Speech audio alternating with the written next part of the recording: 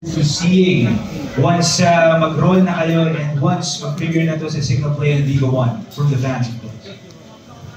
Thank you for that question. Sa akin, and same with the whole cast and Rain din, we have an open communication na ano nga ba, katulad nga kanina tinanong ko si Rain, ano nga ba yung gusto niyong talagang pagtuunan namin ng pansin ng eksena. So ako, I'm looking forward to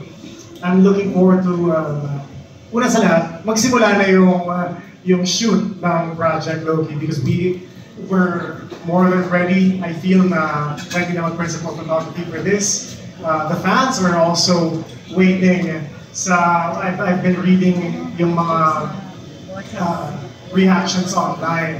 And ako para sa akin, we just want to give justice. We want to stay true to the source material. Hindi namin yung katulad nga ng sabi ni Rain na hindi lang ito basta kinuha yung Project Loki tapos ibahin natin yung kwento. We will do our best to execute as close as possible. But syempre, gawin pa rin namin this is an adaptation.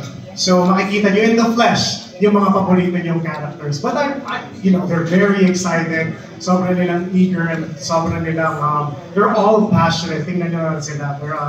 They're stars in the making. So, and stars actually, diamond in the rough. So, I'm very proud sa kanilang lahat. And I'd like to take this opportunity to thank Wattpad Viva for giving me this really big responsibility of directing Project Loki. So ako naman gusto ko lang po mapasaya lahat ng manonood.